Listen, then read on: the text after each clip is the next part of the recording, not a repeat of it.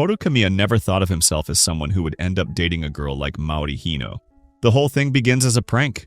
His classmates force him to confess to her so they can laugh at his rejection and record his embarrassment. Expecting to be turned down, Toru plays along, but to everyone's shock, Maori calmly says yes. The class freezes in disbelief. Afterwards, she politely asks for his name and class number and tells him to meet her after school. Toru assumes she's joking, but when he actually goes to the classroom, she's there waiting. Maori formally introduces herself and explains she only wants to talk about some rules for pretending to date, so things won't get messy. Toru admits the truth. He only confessed because his friend Shimokawa was being bullied, and the bullies had promised to stop if he made the public confession. Hearing this, Maori isn't angry. Instead, she smiles and says he doesn't need to apologize. In fact, she thinks it's kind of brave to stand up for a friend, and that makes him a good person. Since the video of his confession has already spread online, she suggests they might as well pretend to be a couple to avoid misunderstandings. At that point, Maori sets 3 simple rules for their fake relationship. Toru agrees without much thought, and she immediately takes a picture of the two of them, posting it to announce they're dating. To make the act look real, she insists they get to know each other better. She opens a small notebook, carefully writes down Toru's name, birthday, and a few things about him. At first, Toru thinks it's just her way of being organized, but soon he notices that wherever they go, she always carries that notebook, quietly writing down every word he says. It feels strange, yet he's too polite to ask why. As days pass, they grow comfortable around each other, faithfully following their couple rules. Maori even introduces her best friend Izumi Wataya, and after school, the 3 often hang out at Izumi's house. No matter the place or time, Maori keeps that notebook close and never stops writing. On sunny days, she takes endless photos with her phone, saying she wants to capture every little moment. When Toru jokes that she's taking too many pictures, Maori simply smiles and explains that she needs to take them because otherwise she'll forget those moments. Toru doesn't understand what she means. But he lets it go, thinking she just has a sentimental habit. One weekend, they go to the beach for a small picnic. Toru prepares all kinds of homemade dishes. Simple but delicious recipes he learned from his mother's old notebook, which she left behind before she passed away from a heart condition. As they eat together under the soft sea breeze, he tells Maori about his family and how he learned to take care of himself. Soon after, she dozes off beside him, the sound of waves gently blending with the warmth of the afternoon. When she wakes up, however, her expression changes. Everything around her feels unfamiliar, from the sea to the picnic, and even the boy sitting beside her. Confused and frightened, she looks at Toru and asks who he is and why she is there. She quickly grabs her phone and runs away. Fortunately, at that moment, her best friend Izumi calls and tells her to calm down and check the notebook she always keeps in her bag. Meanwhile, Toru becomes anxious and keeps calling her. Following Izumi's instructions, Maori takes out her diary with trembling hands, and as she flips through the pages, the truth slowly unfolds before her eyes. She suffers from anterograde amnesia. Ever since an accident 3 years ago, her memory has only lasted a single day. Each time she falls asleep, everything that happened the day before disappears from her mind. That's why every morning her first task is to read the diary she wrote the previous night, so she can understand what her life has been. Reading through the pages and looking at the photos, Maori discovers that she and Toru were only pretending to be a couple, something she had completely forgotten. Feeling guilty, she apologizes to him and explains her situation, telling him why she records and writes down everything in her diary. To avoid causing any trouble for Toru, she decides it would be best to end their fake relationship. However, as she thinks about what to write in her diary, Maori worries that if she skips recording today, her feelings for Toru will vanish by tomorrow. Toru gently tells her that she doesn't have to remember everything. Not every memory needs to be written down, especially the ones that might bring her pain. Afterwards, Izumi arrives wanting to explain everything, but Toru assures her it's unnecessary. That night, Maori writes about what happened, but as she looks at the words, she changes her mind, tearing out the page because she can't bear to let go of the boy who brought her so much warmth. The next day after class, Maori approaches Toru and thanks him for the food he made during their picnic. From her reaction, Toru guesses that she didn't write about the rest in her diary. From that moment on, he decides to make each of her days a little brighter. He takes her to different places, lets her try all kinds of delicious food, and even teaches her how to ride a bicycle. Maori carefully records every memory in her diary. And although each new day feels like their first, the more she reads those entries, the more she realizes that this boy, with his gentle smile, has quietly become her source of light and healing. At the same time, Toru's sister, Sanai Kamiya, a novelist, tells him that happiness comes from doing what feels right, even when the future is uncertain. Inspired by her words, Toru decides to fill Maori's days with laughter and color, Later, while shopping together, the two pick out a pair of cute cartoon crayons at a convenience store. Izumi feels happy for her best friend. Yet deep down, she worries about how long Toru can keep going, knowing a diary can never capture every detail of real life. One afternoon, Izumi tells Toru about an upcoming event where the winners of a major writing award will be announced.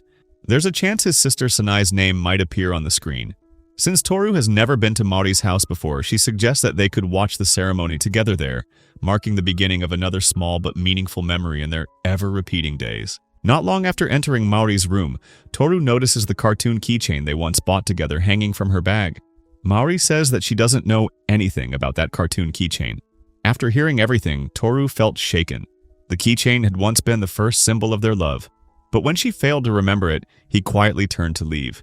Before he could go, Izumi stopped him and asked if he was really leaving over something so small. She reminded him that there would be many moments ahead, things she might forget but he would still remember, and wondered if he would walk away every time that happened. She asked if he had any idea what she had endured all those years. Then she lifted the sheet from the bed and showed him a bundle of notes lying there. She explained that those notes were always there because she had to live today while thinking about tomorrow. She told him he couldn't imagine living the kind of life she had lived. Hearing this, Toru finally understood what Maori had been going through. Later, things settled down, and his sister received an award, filling the family with happiness again. The next day, while Maori is painting, her mother comes with several college applications, hoping Maori will get into a good art college. However, Maori refuses. She feels that due to her memory problems, she cannot manage anything and declines her mother's request. Later, Maori meets Toru, who explains muscle memory, how some skills like writing or cycling are learned by the body rather than the brain.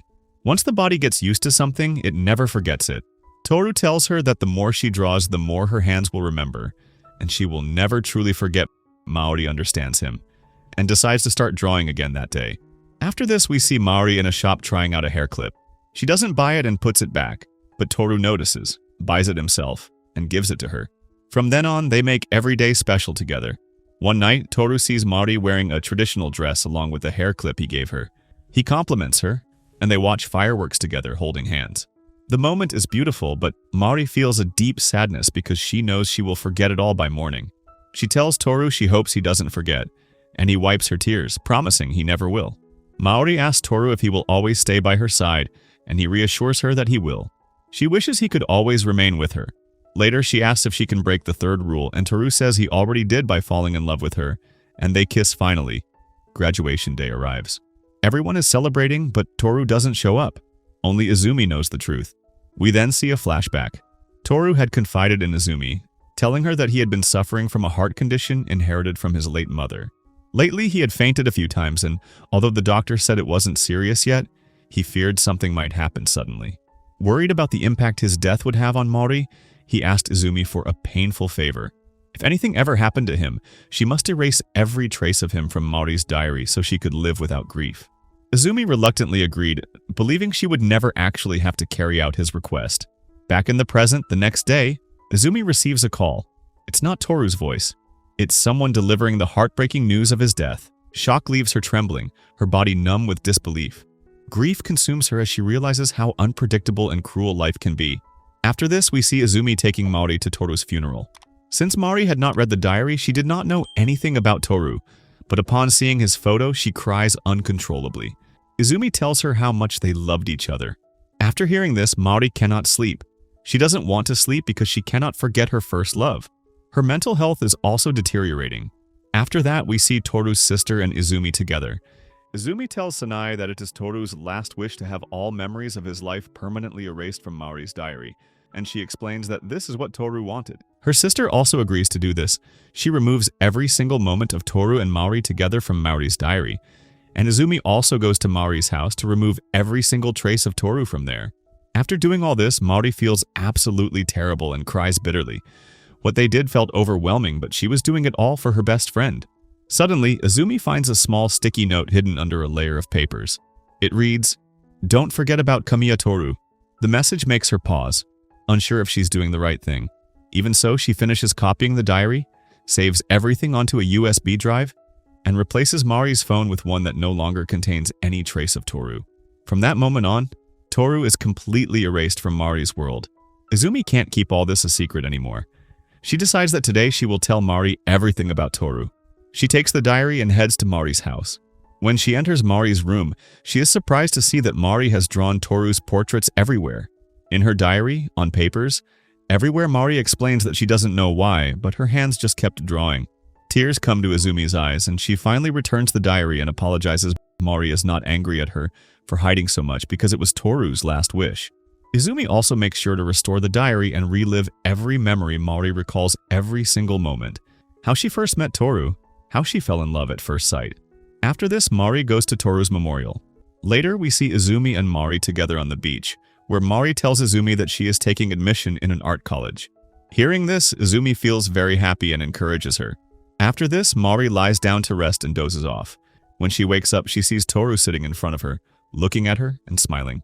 Mari realizes that even though Toru has left this world, he will always remain in her heart. And with this, the story comes to an end.